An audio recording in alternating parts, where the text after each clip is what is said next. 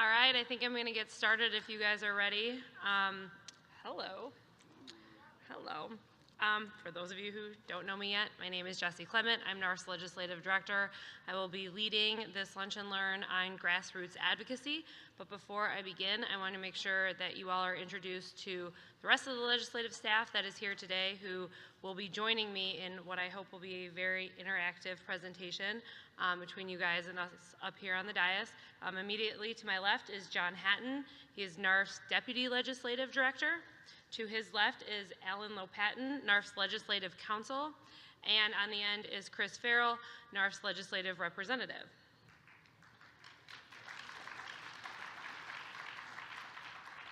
Thank you for that. You guys have all been very kind this week. I know everyone here is kind of a mix of NARFE leaders, leadership positions in their chapter, their federation, as well as individuals who don't hold leadership positions. So I'm going to focus this presentation on advocacy action you can take as an individual. I was hoping that this session could also be interactive, that if you had a question as I was talking, just raise your hand and maybe shout it out, because there's no way I'm going to figure out how to use this mic system up here.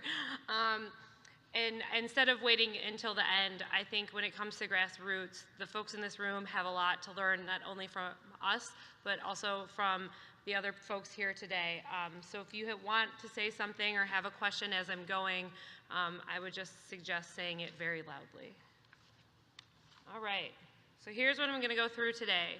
What is grassroots? How you can take grassroots actions, where you can find information to take those grassroots action, coordinating activities at all levels of NARFE, including headquarters, and then we'll get to questions. All right, so what is grassroots? You hear it all the time. It's one of those terms that's bandied about often, but you kind of like, I don't really know what that means. Well, simply put, grassroots advocacy is individuals advocating on their own behalf in their communities or to their legislators. It's basically the bottom-up approach to lobbying. It is the opposite of what we do in DC, which is the top-down approach to lobbying. By acting as individuals, you as a group can show momentum for an issue. It demonstrates to your members of Congress that this is something that is important to you because you took the time to contact them, you took the time to write a letter to the editor, and the more important it is to you as one of their constituents, the more important it will be to them. This is embodied in our Protect America's Heartbeat campaign. This is, as I mentioned yesterday, this is our ongoing grassroots campaign. It's not a campaign with a start and end date. It is the way to get NARFE members more engaged in taking action on their own behalf. So why should you take action? You should take action because all politics is local. I mean, we're going to give you a ton of information here today on why you should take grassroots action and how to do it, but it really all boils down to this, and that's that all politics is local. Okay, so what makes the biggest difference when it comes to contacting a congressional office? I will start from the top and tell you what I think are the most important things on this slide in case that is not terribly legible. I know it's fuzzy on my screen, so I'm going to go ahead and guess it's probably fuzzy up there too. So the number one thing, so this was a survey conducted by, I believe, National Journal. It surveyed senior Hill staff, and they also did a separate survey for district and state staff. Basically, the results were the same. And 46% of Hill staff said that an in-person visit from constituents has a lot of positive influence on a member of Congress, and 51% said it had some influence. That's the top line you see there. In-person visits from constituents. The second one is contact from a constituent who represents other constituents. That, I think, is incredibly important to the NARFE chapter leaders in the office, the legislative officers, the congressional district liaisons. Contact from a constituent who represents others. So when you walk in that office, they know that not only are you there speaking for yourself, but you're speaking for the hundreds, if not thousands, of NARFE members that live in that congressional district. The fourth one from the top, with 19% of a lot of positive influence, is individualized email messages. Those are the form letters we give you that you then take and make them your own. And I'm going to walk you through how to do that later in my presentation. The underlying theme, I think, of this slide is that the most important takeaway, members of Congress know that if you're taking the time to contact them, that's an issue that's important to you, and therefore it should be important to them. We get asked a lot, does my email make a difference? Does my letter make a difference? Does my phone call make a difference? I have two stories here that I'm going to tell you to answer that question. Back in 2009, when Congress was debating healthcare reform and the Affordable Care Act, a freshman Democratic member of Congress was receiving phone calls and letters at a rate of 100 to 1 opposed to the Affordable Care Act. So someone in that office was keeping track, yes, Affordable Care Act, no Affordable Care Act, and those email messages and phone calls were coming in 100 to 1 against the bill. So when he was asked by his party leadership to vote for that legislation, he continued to say he would not vote for it because his constituents are telling him not to. My own personal story on this matter, many years ago, I worked on Capitol Hill, and my job in the office that I worked in was to handle the mail. I got the mail, I logged it into our system, I was responsible for writing the responses. And we were in the midst of the war in Iraq, and there was that second vote to continue funding, the John Kerry, I voted for it before I voted against it vote. And the member of Congress I worked for walked into the back office and said, I need to know how many letters we're getting on the Iraq war. Can somebody do that for me? I said, well, I'll count them. So I physically hand counted every single letter we had gotten on both sides of that issue, and ultimately the member I worked for ended up being one of 5 Republicans in the House who voted against funding the second time because that was what his constituents were telling him. I tell these stories because I think it shows the importance of the personalized messages you can send to your members of Congress. All right, as you heard me say yesterday, we are not in the midst of a busy legislative calendar. Congress is going to come back for a few weeks, they're going to leave again, they're going to come back for a few weeks after the election, and there's probably not going to be much legislative action. So, well, why should you take action? These are actually some of the best times to start building relationships with your members of Congress. It allows you an opportunity to start building a new relationship without going in there and asking them for something. It lays the foundation so when you do go in there and ask for something, they already know who you are. This is also an excellent time for the NARFE leaders in the audience to start building your bench. This is the time to start creating your phone tree and your email chain list. So when a need does arise, and it will, and it could come tomorrow, it could come in February, it's definitely coming in February. You already have your work all set in place. All you need to do is start your phone tree or send your emails to your chapter members to get them to take action. It is going to be far easier to set a meeting with a member of Congress now when they are back home, when they're in their states, when they're in their districts, when they don't have a jam-packed legislative agenda, instead of when they're back in session trying to cram a bunch of legislative work in and hearing from constituents on all sides, particularly as it relates to the budget. Now is the best time to start building those relationships. Okay, well, how do you do that? You go into this congressional office, you don't really have anything to add, you don't really have anything you want this member to do. In particular, you just want to introduce yourself. One of the best ways to start building a relationship is to tell your story. As a federal employee, you did incredible work on behalf of your community, your state, your country. I'm sure as a federal retiree, you give back. We know that civic-mindedness doesn't end just when you retire from the federal workforce. Your greatest asset in building these relationships is telling your story. Tell them what you did. Personalize your work as a federal employee, what you do in your community as a federal retiree. Like, it's one thing for, those of us sitting up here to go into a congressional office and say, the chain CPI is going to cost the average CSRS annuitant $50,000 over his or her retired year. It is quite another thing for you to go into an office and say, I have a modest pension. If the chain CPI goes into effect, I am going to lose $50,000 over the course of the next 25 years. That's $50,000 I'm not spending at my local supermarket. I am not spending at The restaurants in our community, I will have to tighten my belt because of the chain CPI. Both of them make an impact, make very, very different impacts, especially when you can personalize what we're asking them to do or not asking them to do. So another great way to learn about what you should be talking with your members of Congress is to stay connected and stay informed. You know, a lot of people say to us, well, I didn't know NARFE was doing that. I didn't know NARFE was doing that. So read the magazine. Unfortunately, it takes a while to publish a magazine, so sometimes it's not the most up-to-date information, but then you should definitely be going to the NARFE website and certainly Facebook and Twitter. Our communications department does an excellent job of updating Facebook in very real time to get you some of the most up-to-date information on what's going on Capitol Hill, and we are working on increasing our Twitter followers. Okay, where to begin? I know you all have seen this chart before because it appeared in the August issue of the NARFE magazine. This is the Choose Your Own Adventure chart to help you get started with your advocacy. I'm sure some of you in this room have never walked into a congressional office, never had any contact with your members of Congress. It may seem like a daunting and intimidating process. So we created this handy little chart to help you figure out what you should be doing and how. And I think it would be helpful if I showed you on the NARFE website where this is. Do you think that would be helpful? Yeah. Okay. I'm going to close down the presentation just for a moment and bring up the NARFE website. So the front of that came up, right? Okay.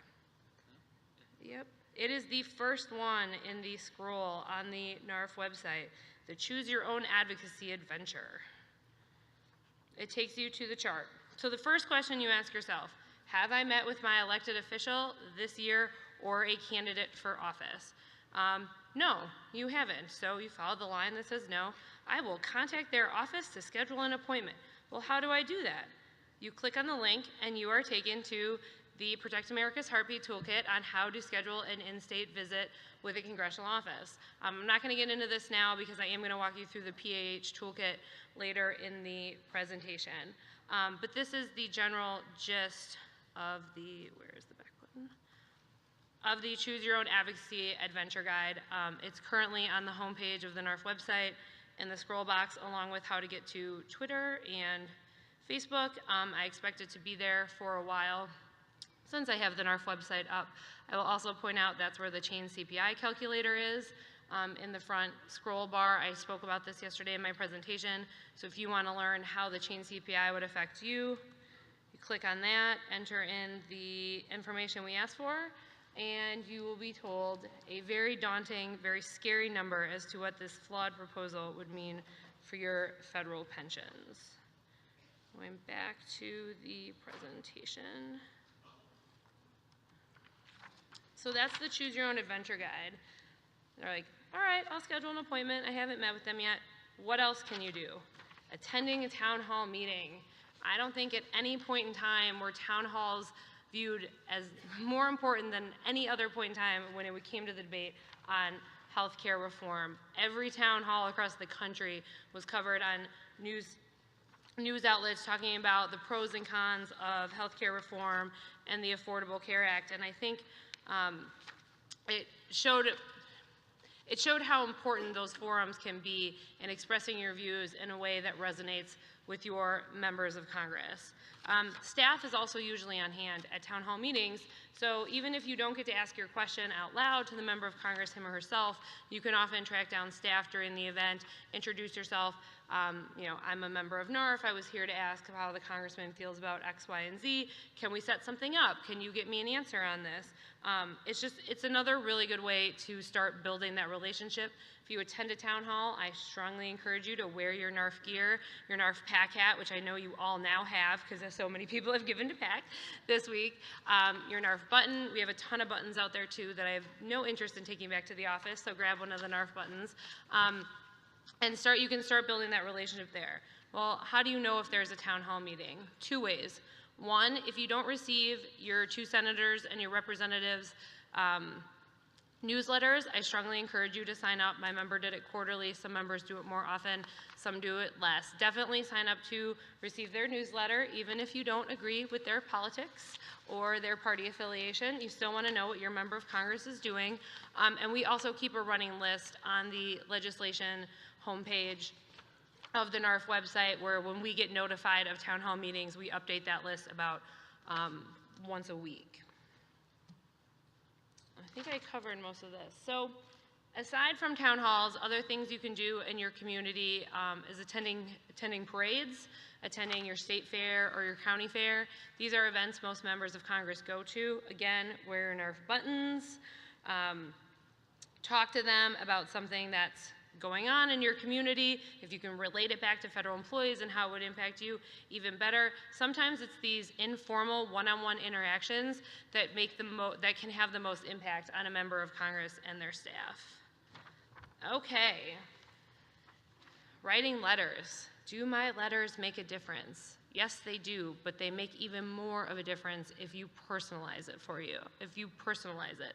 So one of the things I wanted to do was show you how to do that via the NARFE website. So if you will bear with me again, we call this section of the NARFE website the Legislative Action Center. So if you click on the legislation tab, front and center on the top left-hand page of your computer, you scroll down to the big blue button that says Contact Congress. Click here to make your voice heard. So what comes up are a list of form emails that we have written for you to send to your members of Congress very, very quickly with a few clicks of the mouse. So right now, the featured alert is the postal reform bill pending in the Senate. Since that is the biggest piece of legislation we are watching at this point in time, that's why it is front and center. So you scroll down, you click Take Action. Up comes a little description as to why this would be bad for you, and then the form letter. And here is where I encourage you to change it. So you can click on this text, it is editable. I urge you to reform the postal bill coming up for a vote in the Senate. And something I would add was, I am a postal retiree and this bill would gravely impact me and my family. Make it personal.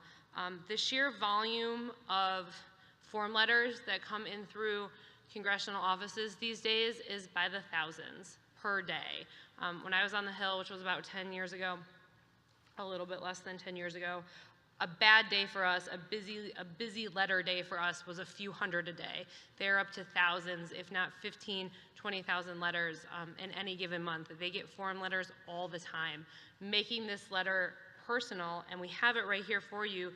You don't have to print it, you don't have to send it in, you can do it very quickly on your computer, is a great way to show that yes, the organization you belong to cares about this issue, but that you personally also care about this issue. You're like, nah, I don't really care about the Senate postal reform bill. I want to talk about something else. Well, if you scroll down the page, it's all of our action alerts. And since I know it is near and dear to many NARFE members' hearts, let's say you want to ask your member of Congress to co-sponsor the repeal of the GPO and wet bills. That one is second one down, same thing. It comes up with an explanation as to what the bill is, and then this letter is a little different because if your member of Congress is already a co-sponsor of this legislation, you don't want to ask him or her to co-sponsor it. It shows you didn't do your homework, you haven't done your due diligence. If they have co-sponsored it, you want to say thank you. So someone give me a zip code. 36582, correct? All right, so how does my member of Congress feel on this? Well, Bradley Byrne from Alabama, let's see here. He is not a co-sponsor, and you know that because the text that came up says, as a constituent and member of NARFE, I urge you to co-sponsor and support X, Y, and Z. So if your member of Congress had been a co-sponsor, the thank you letter would have popped up. It makes it very, very easy to learn where your member of Congress stands on an issue, particularly for a bill like this that many of you take so personally. You know how much you are losing each and every year from these provisions. This is one of those letters that I can't urge you enough to make very, very personal, especially if you want your member of Congress to co-sponsor this. And quite frankly, bills of this nature used to gather over 400 co-sponsors in a Congress. That number has been dwindling in the last few years. Pick the one you're most passionate about and take that issue on with your member of Congress. One of the other things I wanted to show you in the Legislative Action Center was how to send a letter to the editor. Hello, excuse me. Yes. Dennis Grossnickel, Region 5 from Kansas. If I send an email from your site, what's the return address that ends up at the Congress? It's your email address. You have to type in your email address. Oh, okay. And you also have to type in, thank you, that's an excellent question. You also have to type in your address and zip code. Sometimes you need your +4. Most of the time, if you do not live in that person's district who you want to send the email message to, it's just not going to go through. Okay. Thank you. So you have to enter in all your information before you can send.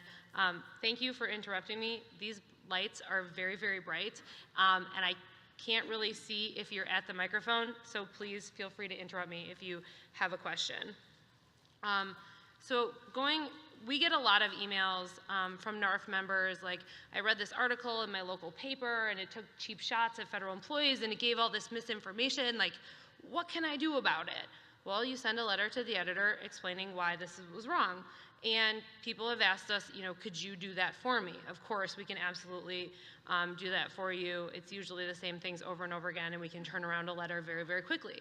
But if you want to do something yourself, you can go to the media guide, and you enter in your zip code, and everything, all the local papers in your area, as well as national papers, will come up. One of the things we ask you to do is around Public Service Recognition Week, which is the first week in May, is send a letter to the editor explaining what you did when you were a public servant and why we should be celebrating public servants during this week. So it's really easy. Same thing, type in your zip code, pick the paper, use the text that's already there, and you can send it in a letter to the editor of your local paper. How am I doing on time? Okay. Yes?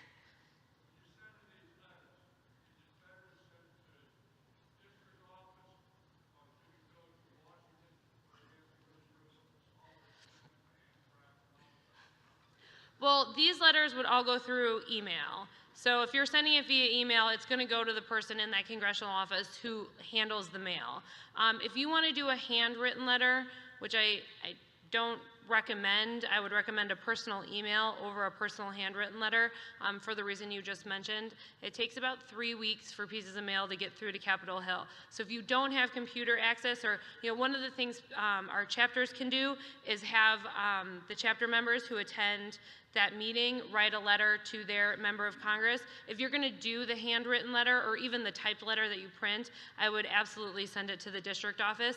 Even better, print them, collect them, drop them off at the congressional office with the latest issue of the NARFE magazine. I wanted to drop by and bring you the latest issue of the NARFE magazine, and here are a few hundred constituent letters. One of the things that we did during Federation Convention season is every Federation Convention that we went to this year, we took hand-printed letters to the conventions and had people sign them opposing the postal bill. Normally, we brought them back with us and then delivered them to the congressional offices when we were up on the Hill anyway. You answered part of it is to print your letter and mail it, but my chapter president just mentioned she had emailed a letter to our newspaper here locally in Orlando, and they replied, well, send it back to us in a Word form. And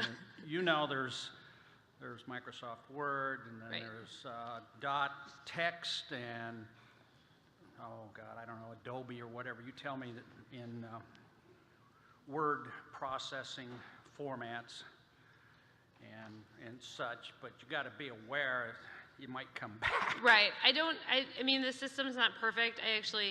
We're in the process of updating this system. We're waiting for the makers of this software to update it. If I had any say in the matter, I'd be showing you a completely different system that looks a lot nicer and a lot cleaner and prettier than this does. So yes, sometimes going it through this system, it can get blocked by the spam filters on the newspaper end. I don't think we've ever had a problem with the congressional offices because that's what this system is designed to do.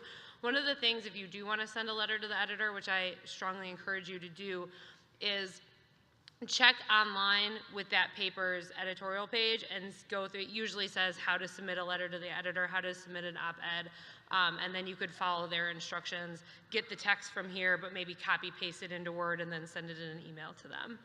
I have had several letters published by the Orlando Sentinel and the Daytona Beach News Journal. And what I do is I copy the letter, which I may take information from your materials, but I make them quite specific and personalized. Great. And I copy my draft to the email itself. And then give the information that they've requested, which is your address, your email address, your phone number, all that sort of stuff. And they have nearly universally been published. The only exception is the News Journal has a rule that they won't publish any letters if they published one within the last month. Okay. I know, like, President Bodwin had a op-ed in the Washington Post a little over a year ago, I think it was, on the chain CPI, and they have a 6-month limit. You know, you can't run it again for 6 months from the same person. So, and in fact, thank you. Just as a comment, my husband sent a letter way back when on a congressman's health benefits plans because of all the misinformation out there, and he corrected it. Sentinel challenged him on it. He gave him line and verse. They went back and they said yes. They published it, and we got a handwritten note from Mr. Micah thanking us for the letter. I ran into him in another meeting, and I told him who I was. And he said, he's my hero, and gave me a big hug. That's great. You just built a personal relationship with a member of Congress just by writing to your local newspaper, which I'm guessing wasn't terribly time-consuming or a daunting task to take on. Now, if we could only work on Mr. Micah's NARFE voting record, we'd be all set. Go ahead. I have a question. Yeah. In the past, we have a hard time in the chapters getting our members to actually be active in legislation. So at one point, we came up with petitions, and we put our story in a short paragraph or two, and then we brought it to our meeting, and we asked all the members at the meeting, sometimes 50 or 60, to sign the letter. And then we took that and mailed it in to the congressional representative. Would you say that was a good thing or a bad thing to do? I think the opinions on petitions vary greatly, and I think they also vary greatly by congressional offices. I don't particularly care for them. If you're going to do them, please make sure that the people signing it also put their address. If you don't put your address, you're not going to get a response. One, you're not going to get a response. And the rule of thumb in my office was, if you are a constituent and you write us, you're getting a response. That's it. You're getting a response. And I think times have changed a little bit. But if you don't put their name and address, if you don't put your name and address, they're not going to get logged in your system, and it's not going to get counted as something that these people care about. So if you're going to do the petitions, don't just sign it. They have no way of proving that you're a constituent. Also print your address. Thank you.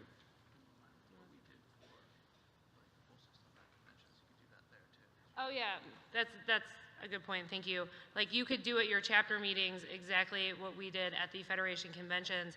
All we did was we printed the NARFE form letter on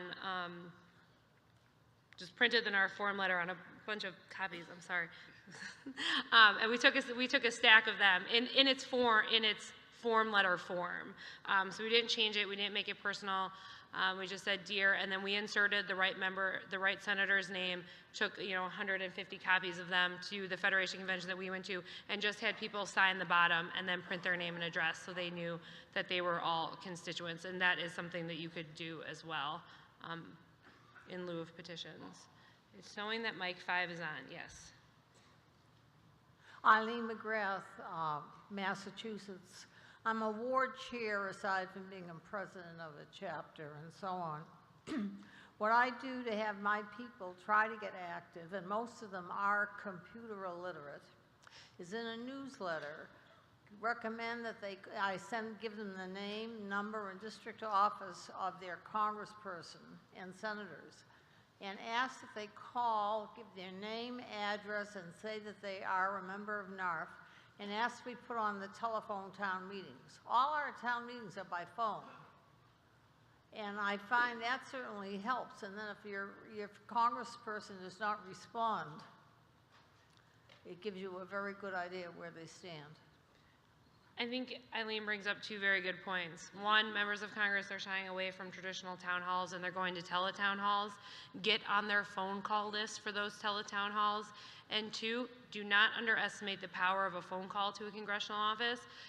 Let's say, for example, if the Senate postal bill is to come up during the lame duck session, we would be asking you to make phone calls telling your senators to oppose that bill, not to send the letters. Even with emails, they're not going to get there fast enough for the member to know how his constituents feel before he takes that vote.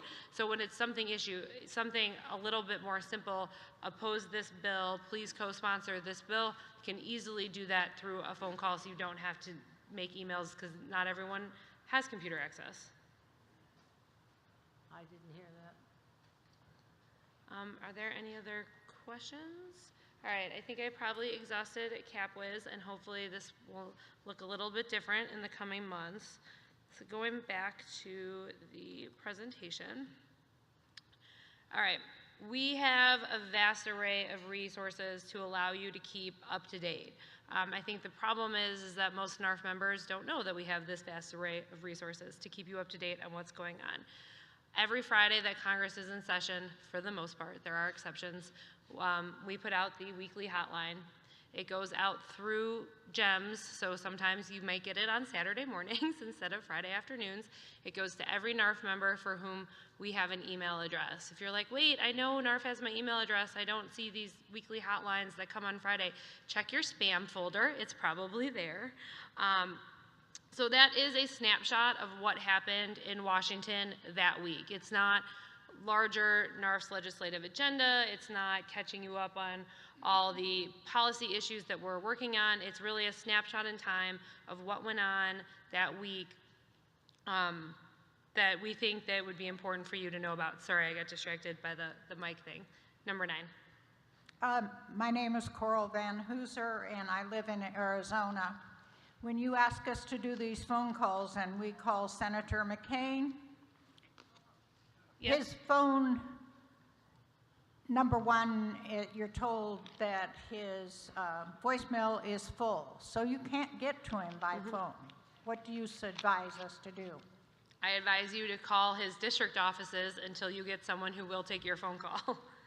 Thank you. DC, when it comes to policy, when it comes to legislative issues, the DC office is the one you want to call. But if you run into that, call the district office and say, hey, no one's answering the phones and I can't leave a voicemail. If you do leave a voicemail, make sure you spell your name and leave your address so they will respond to you. All right, so other than the hotline, we also have the monthly region calls. I believe there are 4 calls a month that my colleague Sarah Weissman puts on to update NARFE leaders as to what NARFE's legislative department is working on, and update you guys on the Protect America's Heartbeat campaign once a month.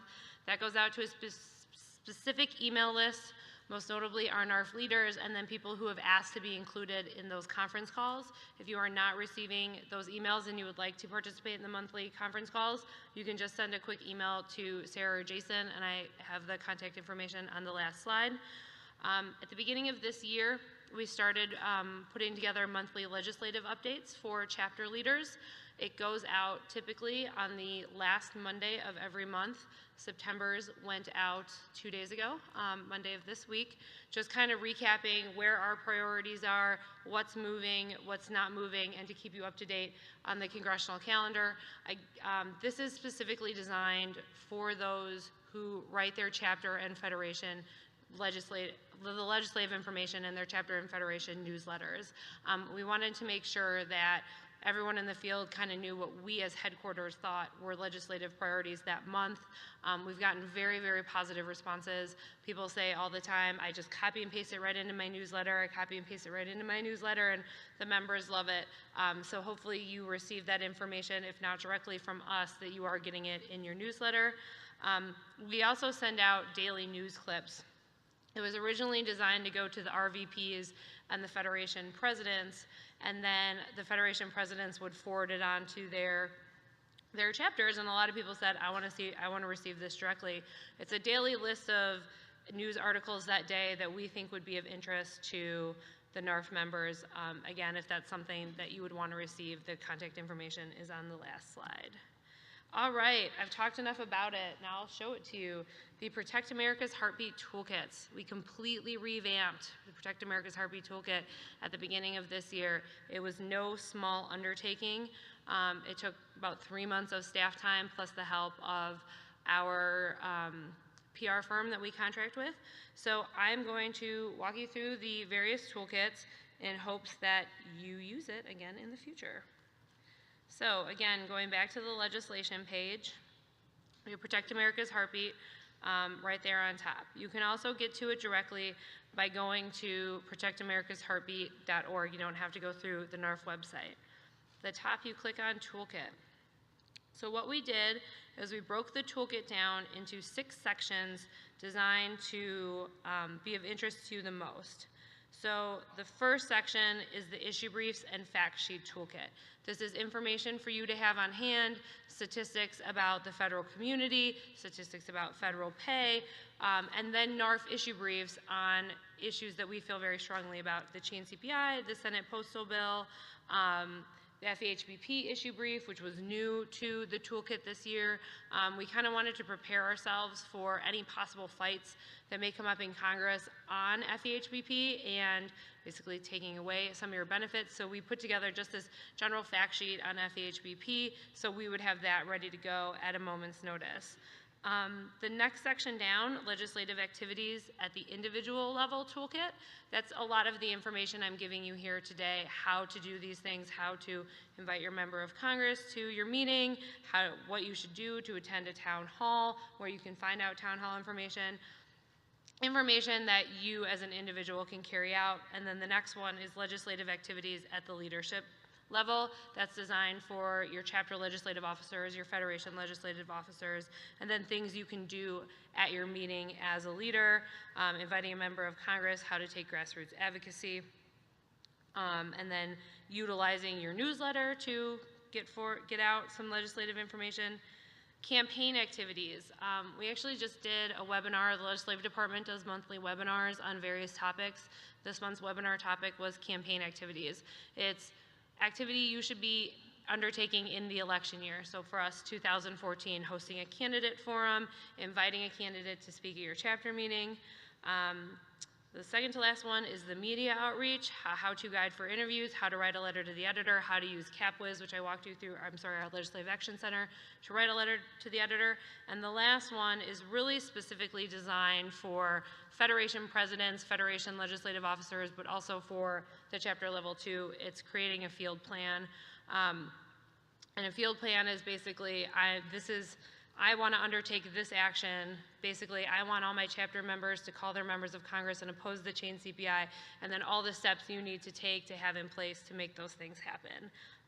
I realize I was just talking very, very quickly and walked you through a whole bunch of information, but I encourage you to take a look at the Protect America's Heartbeat toolkits when you have a moment. Kind of explore, give us feedback. We are constantly updating them, sometimes not as quickly as I would like. I actually know there's several updates waiting in my inbox for my review, but we want this is the information for you. There's some of the stuff in here we use for our own meetings, but this is really designed to help you carry out grassroots at your chapter, for yourself, at your federation. So if the information is not useful, or if you think there is something that could be useful that's not in here, please let us know. Going back to the PowerPoint. That's the toolkit. All right. One of the other things that we set out to do when we decided to continue this Protect America's Heartbeat campaign, turn that into our grassroots program instead of something with a start date and an end date, was to better collaborate at all NARFE levels. So make sure that the chapters are informing the federation of what they're doing, who then, who can inform headquarters. And conversely, when we have meetings with members of Congress, we relay that information to you guys on a quarterly basis, so you know what we're what we're doing in DC, and we know what you're doing in the field, so we can better coordinate our efforts. One of the things we really want to try and avoid is duplicative meetings with members of Congress from various chapters. I'll just use Maryland as an example because it was recently brought to my attention. One chapter invites Congressman Van Hollen to speak on this date. Another NARFE chapter invites Congressman Van Hollen to speak at their chapter meeting 2 weeks later, and then a third NARFE chapter in his district invites him to speak 6 weeks from now. And he's spending, all this time talking to NARFE members, which for these members of Congress is not a very efficient use of their time. Also, chapter numbers aren't what they used to be. And if all these chapters in one congressional district can get one big joint chapter meeting with, say, 50 people, 100 people there, it makes it look to that member of Congress and to his or her office that we're really organized, we know what we're doing, we are cognizant of his time, and it's like, you know what, we want you to speak, we can't wait to hear what you have to say. I'm just gonna get all my chapters in the same room so you don't have to keep going to NARFE chapter after NARFE chapter. It can get a little tiring for these members of Congress to have to feel like they need to be in so many places and say the same things to the same constituencies over and over again. I actually think joint chapter meetings is a great way to start building a relationship, to continue a relationship with a member of Congress, because it does show that you are respectful of their time. Okay, and with that, we want to know what you're doing.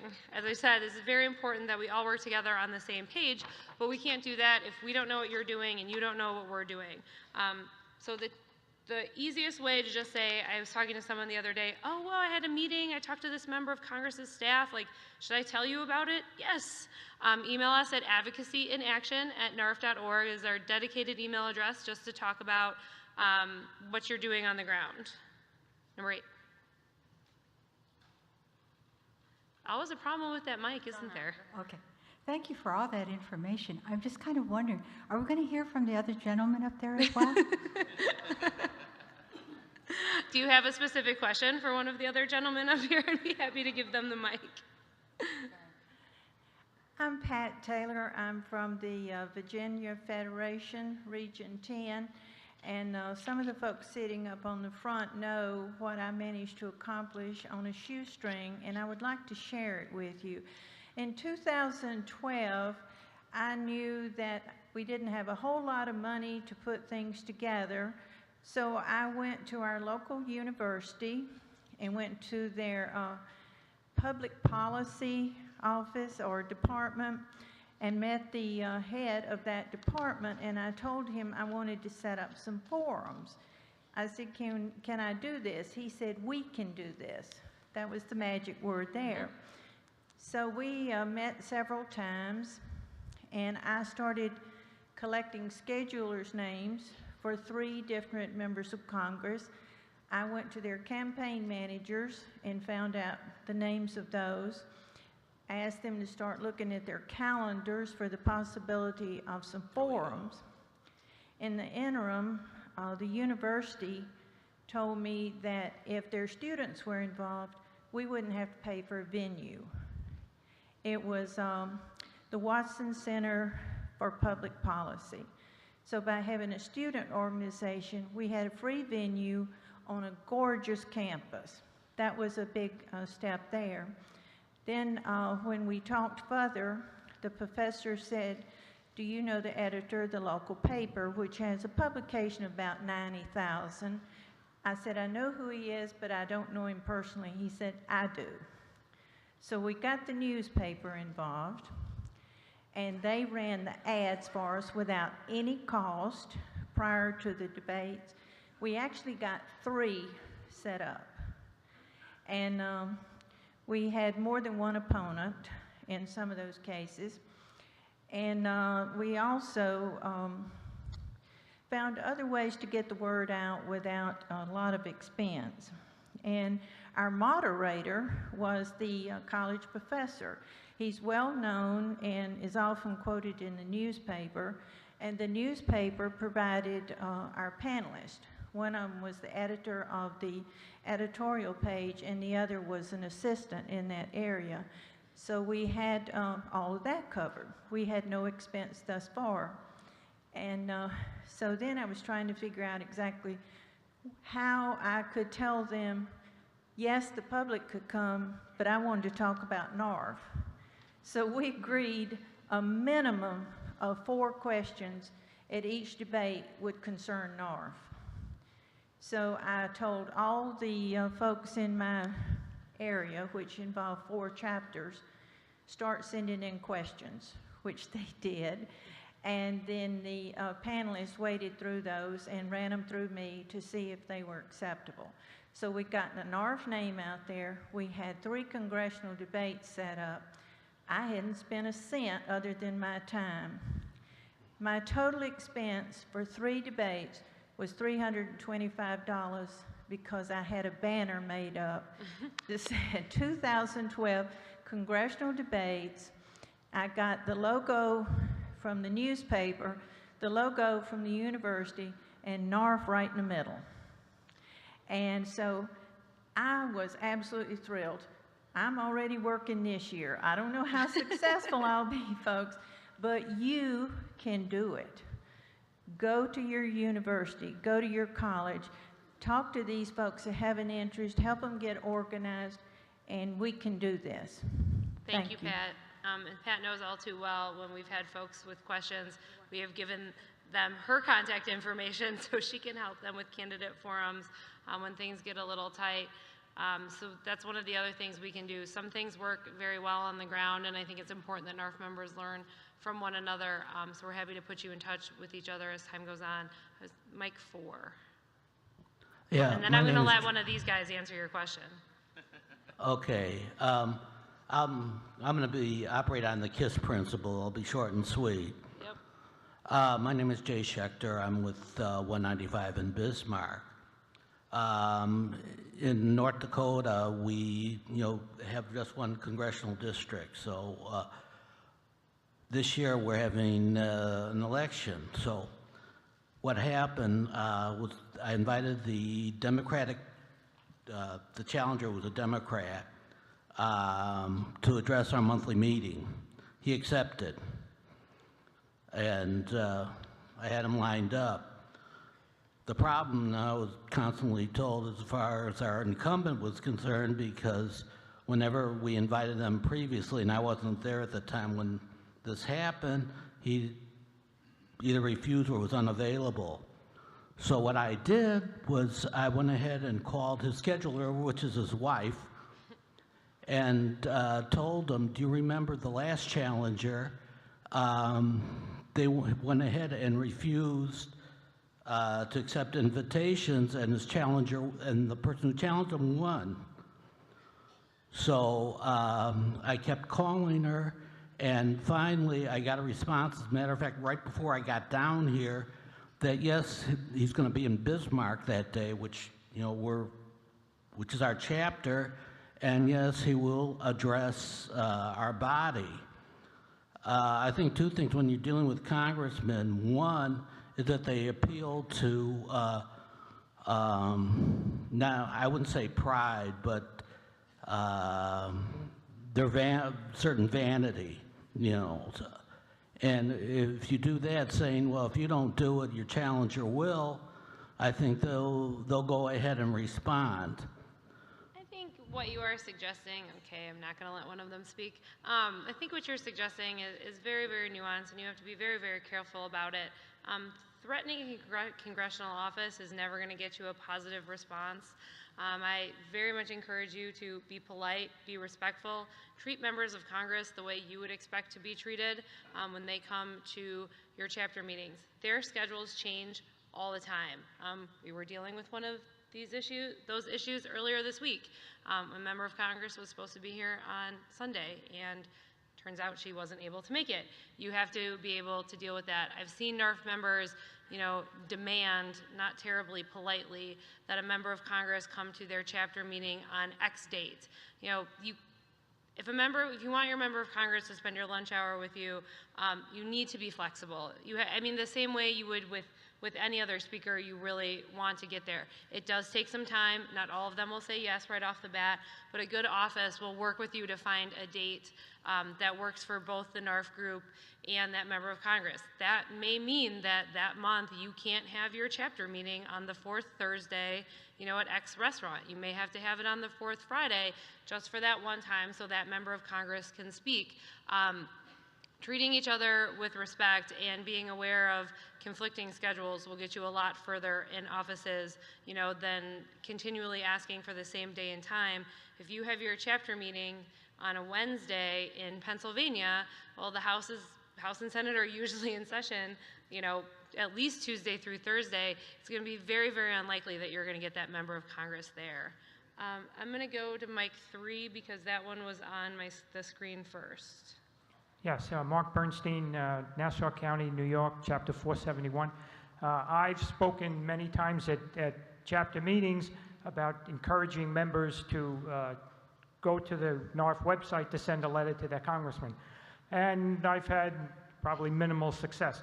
So what I'm going to do at an upcoming meeting, we're going to bring in a couple of laptops to the meeting and have the members sign right there, put their zip code in, and send the letters right out at the meeting. Thanks. I have nothing to add to that. I strongly encourage you all to do it. Mic 8.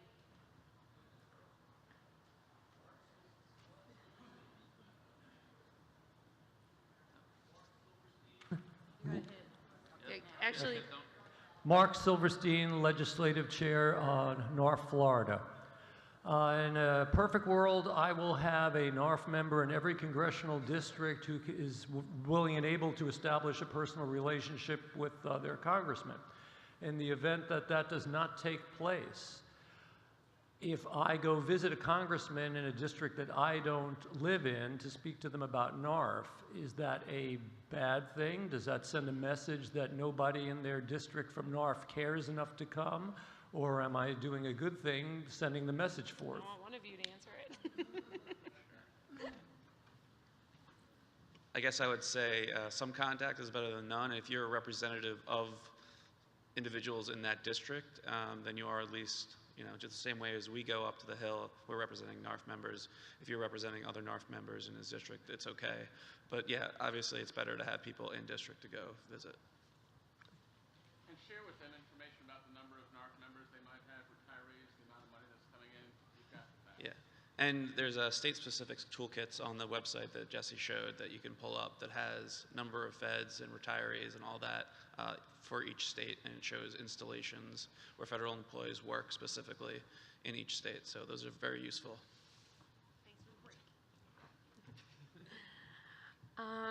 Okay, well, I only have one last slide, and that's all of our contact information.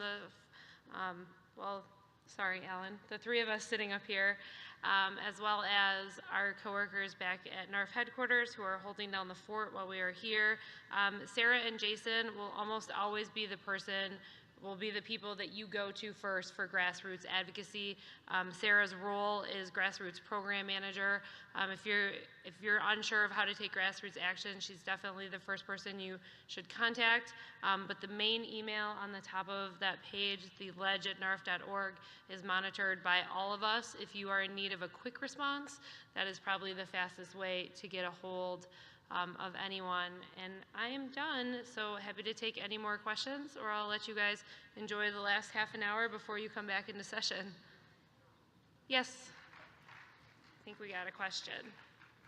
8, and then I'll go to 5. It's not on. There it is. Eleanor Onks, Chapter 160, Florida NARFE. Regarding prepared letters through the GEMS program, are what was the word you used? Personalized letters, yes. Personalized emails. Do they go into the same receiving email account at our representative's office? Yes, the system that we have on the website, the one that I showed you how to personalize, is not through NARFE's GEM system. That's a system, this is a a system that we pay for through CQ Roll Call. It's just housed on the NARFE website. So when you send a message through the Legislative Action Center to your member of Congress, it goes to the same inbox as if someone else in your chapter sent the same email to that member of Congress. Is that what you're asking? Well, I want to make sure that the personalized versus non-personalized still go into the same email box. Yes. Okay, and then are they actually looked at, or is there just a counter on there that says, okay, we got 3,000 letters this month? I mean, they're read. You should get a response. If you take the time to email your member of Congress, you should get a response from your member of Congress. Yeah. I just make one point about that. With a lot of these congressional offices use software to kind of put a bunch of letters together so they can do one response and then it'll apply to a lot together. If it's personalized, it might take them more time. You're more likely to have somebody actually read it and have a more personalized response than if it's a form letter where they can do the same response for 100, 200. I think we're going to Yes, go to mic 5, and then we'll come down there. Well, George Ramirez, Legislative Chair for the State of California. We have 4 congressmen that are retiring this year, and one of the things that I did when I took over the Legislative Chair from my predecessor, I looked for the first term and second term members of Congress. That is low-hanging fruit. It's a great opportunity to begin cultivating a relationship with your member of Congress because they are pretty ignorant about what we do and who we are, and that has proven to be very successful in swaying them towards our mission. Yes, it is. I think there was... Okay. We'll go back to mic 5 then. Hi, Jesse. I noticed that you mentioned in your first presentation that there is actually legislation that has been submitted to require that retirement accounts be coded on the basis of the new that fortunately or rightfully whatever it was my congressman Mike Honda from California 17 who did that. Unfortunately, he submitted it rather late in the session. It's gone to 3 committees where it's bound to sit forever. So I'd like to ask if you would make a note in your calendar that very early in the new session, when he resubmits that we start trolling for co-sponsors because there was no serious attempt to get co-sponsors on that particular piece of legislation this year. I will say 2 things. So the legislation the gentleman's asking about is the bill to calculate federal annuities, COLAs, based on the CPI-E as opposed to the current measure, which is the CPI-W. That bill has no co-sponsors. You're right. It was introduced coincidentally by Representative Honda just prior to his primary election. I also don't think it's necessarily we should take for granted that he'll be here next Congress. That is a very, very tight race. We do have an action letter on the NARFE website that you can send to your member of Congress asking him or her to co-sponsor that legislation. We certainly support it. We've supported Congressman Honda in his re-election bid since he very clearly supports us and our goals. You're right, next Congress, should he return and reintroduce that bill, we will do what we can. And you can count on the fact that our 2 chapters, both San Jose and the Tri-City chapter that cover his district will be pounding on Ro Khanna should he succeed as another Democratic competitor due to the unique competitive nature of the California primary system. Sounds good. Are there any other questions? One over here. Jessica, this is Verna with Seattle. Wait, who's talking right now? I am over here. Mike. To your right. To my right. Okay, over there. I'm sorry, the gentleman down here was asking a question that you probably couldn't hear that I could barely hear. So can we come back to you in a second?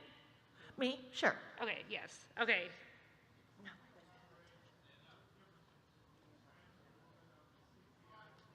Sure. The question was a little bit of statistics on the CPI-E, which is actually one of those questions I will turn over to one of my fellow panelists. Yeah. Oh, which was going? You wanted to go? Oh, sorry. CPIE is an alternative measure for inflation for purposes of cost of living adjustments to the current measure, which is the CPIW. The CPIE specifically measures cost of living as experienced by individuals aged 62 and older, whereas the CPIE is more for the general population. When you look at the CPIE, CPIW is for the general population. When you look at the CPIE versus the CPIW over the last 10 or so years, it shows a higher inflation rate, so you would have higher cost of living adjustments. It's also a good alternative when we're talking about chain CPI versus CPIW, because chain CPI goes in the opposite direction, has lower cost of living adjustments. Okay, Mike, 10, haven't forgotten. I think it's Okay. 10. 13, sorry. I'm Verna Wright with Seattle, Washington, Region 9. And on the first slide, you indicated that of the canned letters, if you will, about the third sentence down is where we should start personalizing. Will they catch that we personalize it so far down? Yes, someone should be reading those.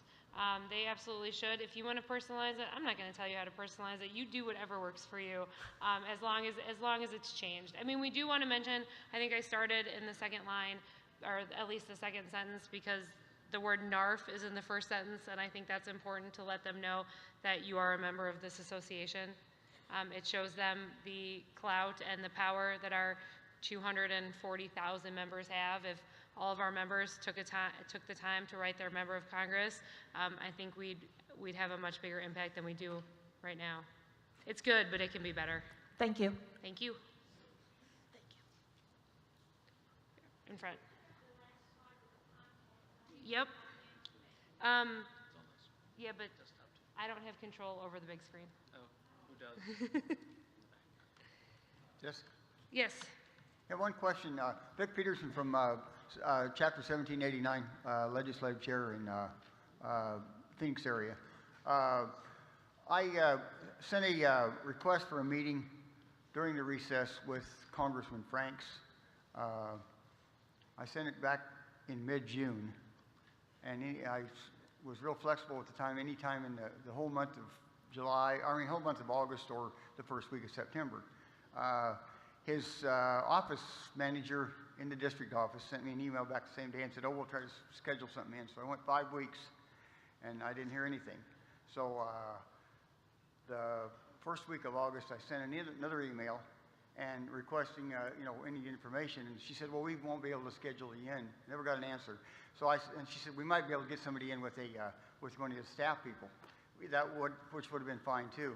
But my question is, they never did get back with me again. So what do you do in an instance like that? We like to refer to it as polite persistence. Don't give up on them. Maybe stop in with the NARFE magazine saying, I just wanted to bring you the latest issue of the NARFE magazine. I wish we could schedule a meeting sometime soon. I know we've had some scheduling conflicts, but let's work something out. I think you should absolutely ask for meetings during recess. You know they're going to be back there. You have to keep at it. Yeah, just, thank you for your persistence. Yeah, like I said, and there's 2 chapters in his congressional district. There's also Luke Air Force Base, which has about 3,500 active federal employees there too. And it's pretty upsetting that we didn't get any response at all. So. I understand. I'm about 10 minutes over my time, and I don't want you guys have to feel you have to stay just because the room's open till 2, but we'll be out back if you have any other questions at the information desk or in that general area. And thank you all for spending your lunch hour with us.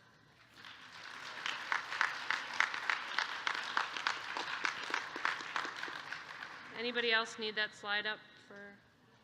All right, I'll leave it up for a little bit.